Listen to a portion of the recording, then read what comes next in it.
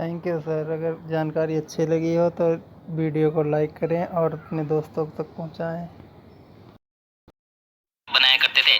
प्राचीन काल में क्लीन शेव रखना लोगों का उद्देश्य नहीं हुआ करता था, बस दाढ़ी के बाल इतना छोटा हो जाए ताकि उन पर पसीना की वजह से संक्रमण पैदा न हो। आज से लगभग 30,000 साल पहले पाषाण काल के दौरान चकमक पत्थर और मरे हुए शार्क के दांतों को घिसकर धारदार बना लिए जाते थे ताकि दाढ़ी और गुप्तांगों के बालों को इससे रगड़ कर काटा जा सके। फिर कांस्य युग के दौरान तांबे और कांच के धारदार औजार बनने लगे जो पत्थरों के मुकाबले ज्यादा टिकाऊ हुआ करते थे। 17वीं शताब्दी तक आते आते उस्तरे का आविष्कार हो चुका था, लेकिन इसकी एक समस्या थी। उस्तरा चलाते वक्त थोड़ी सी चूक से गाल और गर्दन पर कट आ जाया करता था। इस समस्या को किंग सी जिलेट नाम का एक सेल्समैन ने समझा और 1895 में इसने दुनिया की पहली और आधुनिक सेफ्टी रेजर का निर्माण कर डाला। जिलेट ने अपने रेजर को बेचने के लिए लॉस लीडर कॉन्सेप्ट को चुना, यानी कि वो रेजर तो घाटे में बेचता था लेकिन वो मुनाफा कमाता था ब्लेड बेचकर। अगर वीडियो थोड़ी सी भी अच्छी लगी हो तो लाइक और सब्सक्राइब करके सपोर्ट जरूर।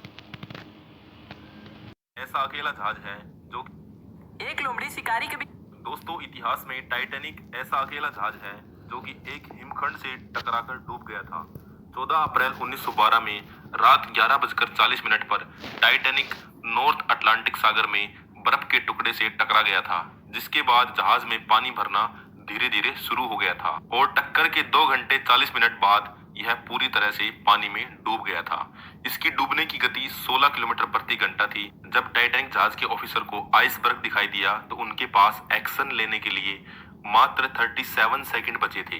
आइसबर्ग दिखते ही फर्स्ट ऑफिसर मोडेस्ट ने जहाज को लेफ्ट मोड़ने का आदेश दिया, लेकिन 37 सेकंड आइसबर्ग से बचने के लिए काफी नहीं थे। यदि 30 सेकंड पहले और पता लग जाता तो शायद टाइटैनिक को बचाया जा सकता था। प्रधानमंत्री आवास के अंदर एक सुरंग भी है, पर क्या आप उसके बारे में जानते हैं? हम आपको जानकारी के लिए बता दें कि प्रधानमंत्री आवास के भीतर एक खुफिया दरवाजे से 1.5 किलोमीटर लंबा सुरंग है जो कि सफदरगंज एयरपोर्ट के खुफिया दरवाजे में खुलता है। खास बात तो यह है कि इस सुरंग की लंबाई 1.5 किलोमीटर है और इसका काम करीब 2010 से भी शुरू हो गया था। वैसे इसे बनाने के पीछे 2 महत्वपूर्ण मकसद है। पहला मकसद ये है कि जब भी प्रधानमंत्री का काफिला रोड से होकर निकलता है तो वो उस 3 किलोमीटर लंबे रूट को पूरी तरह से जाम कर देती है, जिससे ट्रैफिक अस्त व्यस्त हो जाती है। तो वही दूसरा और सबसे महत्वपूर्ण कारण ये है कि अगर प्रधानमंत्री पर किसी प्रकार का हमला होता है या प्रधानमंत्री आवास पर भी कोई हमला होता है तो ऐसी स्थिति में प्रधानमंत्री को उस खुफिया दरवाजे के थ्रू उस सुरंग से होते हुए सफदरगंज एयरपोर्ट पर सुरक्षित पहुंचा दिया जाएगा। वैसे हम अपने दर्शकों को भारत के मुकेश अंबानी, जिनकी गिनती आज पूरी दुनिया के टॉप 10 अमीरों की लिस्ट में होती है, लेकिन 5 साल पहले इनका नाम टॉप 30 तक में भी कहीं नहीं था। मगर जैसे ही 2016 में जियो की शुरुआत हुई तो मुकेश अंबानी इतनी तेजी से ऊपर उठे कि इन्हें पूरी दुनिया देखती रह गई। लेकिन आखिर मुकेश अंबानी जी को ये जियो का आइडिया आया कहाँ से? तो सुनो, दरअसल 2011 में मुकेश अंबानी की बेटी ईशा अंबानी अमेरिका में पढ़ाई करती थी। तब छुट्टियों में वो कुछ दिन के लिए अपने घर आई और इसी बीच उसे अपना कोई काम यूनिवर्सिटी में यानी अमेरिका भेजना था, लेकिन उस वक्त इंटरनेट इतना स्लो था कि वो अपना काम भेज ही नहीं पाई।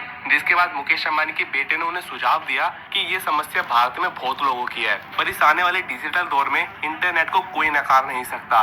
बस तभी बेटे की सलाह और बेटी की परेशानी देखकर मुकेश अंबानी ने जियो लाने का फैसला कर लिया और पूरे 5 साल की मेहनत के बाद 2016 में जियो की शुरुआत करके पूरी टेलीकॉम इंडस्ट्री में तहलका मचा दिया। भारत में इस जगह हुई थी खून की बारिश।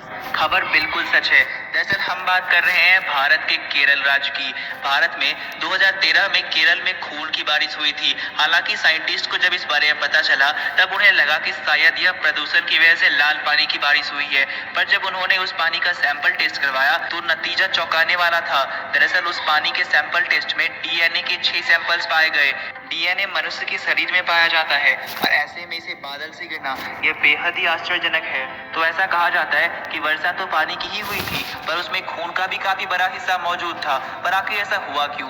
कुछ लोग इसे दैवीय प्रकोप मानते हैं तो वहीं कुछ लोग इसे एलियन का कसर कहते हैं। लेकिन आज 8 साल हो जाने के बाद भी साइंटिस्ट के पास कोई पुख्ता जवाब नहीं है। तो क्या लगता है आपको? क्या में तो जानते ही होंगे, जिनका नाम है चिंकी मिंकी। ये सोशल मीडिया पर काफी छाए हुए हैं, जो हाल ही में द कपिल शर्मा शो तक पहुंच गए। लेकिन क्या आपको पता है ये इतने बड़े शो पर कैसे पहुंच गए? नहीं जानते ना? तो चलिए मैं आपको बताता हूँ। इनको टिकटॉक पर वीडियोस बनाते करीबन 1 साल हो गया था। उसी में से एक वीडियो को देखकर द कपिल शर्मा शो से एक डीएम आया कि आप दोनों बोलते हुए एक वीडियो बनाकर भेजिए। तब ये वीडियो बनाकर भेज दिया। फिर जाकर द कपिल शर्मा शो से एक कॉल आया कि आप दोनों ऑडिशन में सेलेक्ट हो गए, सेट पर आ जाइए। ऑडिशन के बाद इनकी फर्स्ट परफॉर्मेंस इतनी बेहतरीन थी कि अर्चना जी ने इन्हें स्टैंडिंग ओवेशन तक दे दी। आप इस जुड़वा बहन के बारे में तो जानते ही होंगे, जिनका नाम है चिंकी मिंकी। दूध कैसे निकाला जाता है बिना किसी इंसान की मदद के? तो देखिए, प्रेशर ट्यूब काऊ के थन में ऑटोमेटिक लग जाते हैं, जिसकी सहायता से दूध खुद ही निकल जाता है और एक सेट की हुई लिमिट पूरा होने पर ये खुद ही बंद हो जाते हैं। और टाइम टू टाइम इनके खुर भी मशीन से काट दिए जाते हैं, जिस कारण ये अच्छे से चल पाए, क्योंकि इनके खुर काफी तेज बढ़ते रहते हैं। और फिर काऊ को नहलाने के लिए एक ओपन बॉक्स से निकाला जाता है, जिसमें वाटर का प्रेशर लगा होता है, जिस कारण ये गाय खुद ब खुद साफ हो जाती है। इसके बाद अगर गायों को इचिंग मतलब खुजली होती है तो उसके लिए भी घूमती हुई ब्रश लगे होते हैं। अब बात करें इनके गोबर साफ करने की, तो वो भी एक मशीन की मदद से साफ कर लिया जाता है। ऐसे ही जानकारी और देखने के लिए चैनल को सब्सक्राइब करें। जिसे 100 देशों की सरकार मिलकर भी नहीं खरीद सकती। जी हाँ दोस्तों, हम बात कर रहे हैं दुनिया की सबसे महंगी चीज एंटी मैटर की, जिसे हिंदी में प्रतिपदार्थ कहा जाता है। आपको बता दें, अंतरिक्ष यान में जो ईंधन भरा जाता है वो इसी एंटी मैटर से बनता है। वैसे यह आम लोगों के लिए धरती पर किसी काम का नहीं है, लेकिन जब बात अंतरिक्ष की होती है तो एक बेस कीमती पदार्थ है। अगर इसकी कीमत की बात करें तो करीब 160 करोड़ रुपए सिर्फ 1 मिलीग्राम की होती है। मतलब 1 ग्राम में इसकी कीमत करीब 160,000 करोड़ रुपए होती है ना हैरान करने वाली बात। और उन्होंने इस दुनिया में जो भी जीव है वो अपना घर खुद बनाते हैं, चाहे वो इंसान हो या फिर चिड़िया। चिड़िया अधिकतर देखा जाए तो वो अपने जरूरत के हिसाब से अपनी घोंसले का निर्माण करती है। अगर छोटी पक्षी हो तो छोटा घोंसला बनाता है, तो वही बड़ी पक्षियां बड़ा घोंसले का निर्माण करती है। लेकिन आज हम आपको बाज के बारे में बताएंगे, जो दुनिया का सबसे बड़े पक्षियों में से गिना जाता है। अब भाई बात सिंपल है, बाज एक बड़ी पक्षी है तो वो अपनी साइज के हिसाब से अपने घोंसला का निर्माण करेगी। बाज अपने घोंसले को किसी पेड़ के सबसे ऊपर की तरफ बनाना पसंद करता है। इसके परिवार बढ़ने के साथ साथ ये अपनी घोंसले को बढ़ाते रहते हैं। और आपको सबसे इंटरेस्टिंग बात ये बता दें कि दुनिया का सबसे बड़ा बाज का घोंसला फ्लोरिडा में था, जिसका वजन 2 टन मतलब 2000 किलो का था। दोस्तों ऐसी और वीडियोस